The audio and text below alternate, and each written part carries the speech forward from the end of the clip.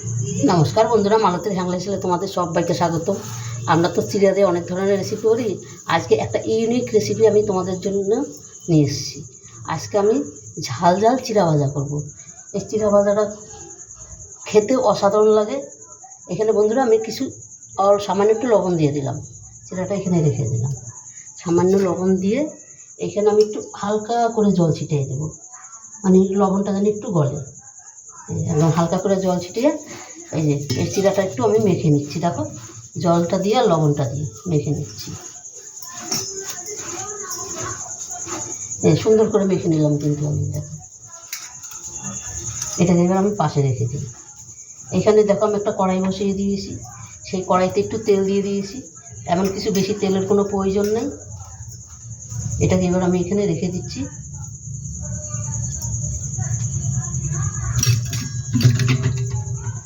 তেলটা কিন্তু আমার গরমও হয়ে গেছে। এবার ঝাল ঝাল যা করে করবো, এখানে আমি দুটো শুকনো লঙ্কা নিয়েছি। দেখো,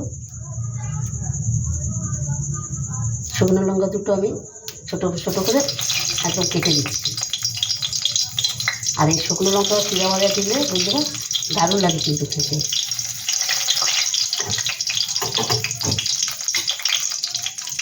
একটু হালকা করে একটু নেড়ে দিচ্ছি। এখানে দেখো, এখানে একটু রসুন কুচি আর একটু আদা কুচি সামান্য দিয়ে দিলাম।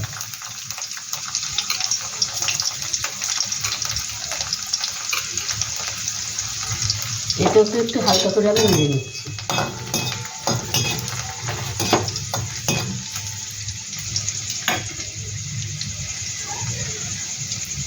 দিয়ে দিচ্ছি একটু কারি পাতা।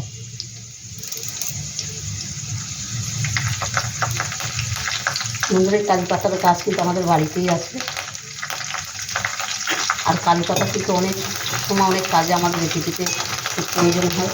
আর কারি পাতা দিয়েও অনেকটা রেসিপি করলে কিন্তু খুব ভালো লাগে খেতে। কারি পাতার গন্ধটা কিন্তু দারুণ লাগে। তোমরা কিন্তু মুসুরির ডালে সোমবারে কারি পাতা দিতে পারো। কারি পাতা, শুকনো লঙ্কা দিয়ে মুসুরির ডালটা সোমবার দিলে না দারুণ খেতে হয় কিন্তু। কারি পাতাটা একটু আমি নেড়ে নিলাম হালকা করে। এবার দিয়ে দিচ্ছি আমি পেঁয়াজ। আমি এখানে দুখানা পেঁয়াজ নিয়েছি, দুটো পেঁয়াজই আমি দিয়ে দিলাম। এটা কিন্তু নিরামিষও পেঁয়াজ ছাড়াও করতে পারো, তাও কিন্তু কোনো অসুবিধা নেই, ভালো লাগবে খেতে। পেঁয়াজটা একটু লাল লাল করে আমি ভেজে নেব। বন্ধুরা, পুরো ভিডিওটা দেখো। বন্ধুরা, পেঁয়াজটা কিন্তু আমার বেশ লাল লাল করে ভাজা হয়ে গেছে। এবার এখানে দিয়ে দিচ্ছি দেখো কিছু চিনেবাদাম। এই বাদামটা দিয়ে একটু টাইম ভাজবো। আর এখানে কাঁচা লঙ্কা দিয়ে দিলাম।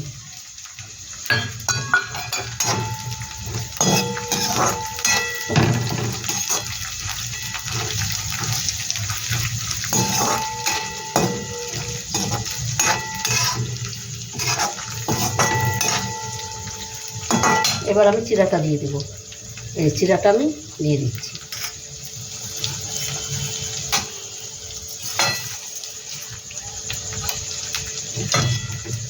চিড়াটা আমি একসাথেই সম্পূর্ণ দিয়ে দেবো।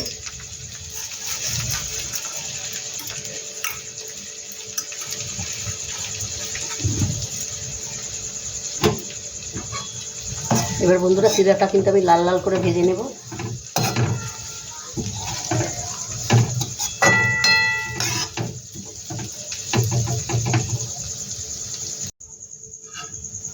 বন্ধুরা দেখো, চিড়া ভাজাটা কিন্তু খুব সুন্দর হচ্ছে।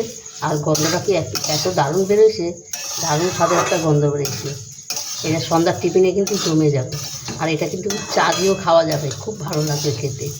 ঝাল ঝাল ঝাল না নোনতা নোনতা লাগবে, খুব সুন্দর লাগবে। তার মধ্যে কারি পাতার গন্ধটা, তারপরে বাদাম আছে, শুকনো লঙ্কা দেওয়া আছে, পেঁয়াজ, রসুন, আদা এগুলো সম্পূর্ণ দেওয়া আছে। তো এই সব মিলিয়ে মিশিয়ে এত সুন্দর একটা গন্ধ আসছে, দারুণ একটা গন্ধ আসছে কিন্তু। দেখো বন্ধুরা, কত সুন্দর লাগছে দেখতে। এইভাবে কিন্তু বাচ্চাদেরও স্কুলের টিফিনেও দেওয়া যায় কিন্তু। ওদেরটা লঙ্কা ছাড়া দিতে হবে, লঙ্কা দিলে চলবে না, ভালো লাগবে। কিন্তু একটু কারি পাতা দিয়ে সামান্য একটু তেল দিয়ে এইভাবে ভেজে দেওয়া, এই বাদাম দিয়ে দিলেও কিন্তু স্কুলের টিফিনেও দেওয়া যায়। খুব সুন্দর কিন্তু দেওয়া। বন্ধুরা রেসিপিটা কেমন লাগলো তোমরা লাইক কমেন্ট শেয়ার করবে, বেশি বেশি করে শেয়ার করবে। আমার রেসিপিটা ভালো লাগলে প্লিজ আমার ইউটিউবে নতুন বন্ধুরা থাকলে আমার চ্যানেলটা একটা সাবস্ক্রাইব করে দিবে। এবার দেখো এটা আমি নামিয়ে দিই। এটা খুব সুন্দর কিন্তু ভাজা হয়ে গেছে।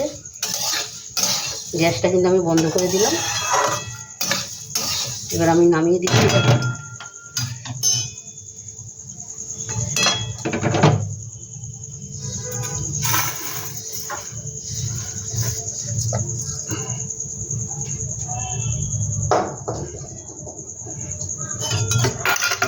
কত সুন্দর লাগছে, অসাধারণ লাগছে কিন্তু।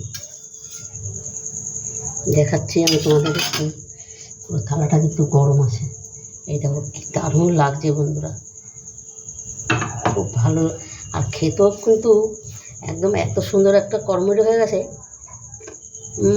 দারুণ, কিন্তু গরম তো এটা খাওয়া যাবে না, খুব গরম। তাও একটা দুটো মুখে দিলে তোমরা বুঝতে পারবে মানে এটা কতটা কর্মরে হয়েছে। হেভি হয়েছে, হেভি। বন্ধুরা এই রেসিপিটা একবার আমার মতন করে দেখবে, দারুণ লাগবে কিন্তু খেতে। তবে বন্ধুরা আজকে আসছি, কালকে আবার দেখা হবে নতুন কোনো ভিডিও নিয়ে। তোমরা ভালো থেকো, সুস্থ থেকো, টাটা, বাই বাই।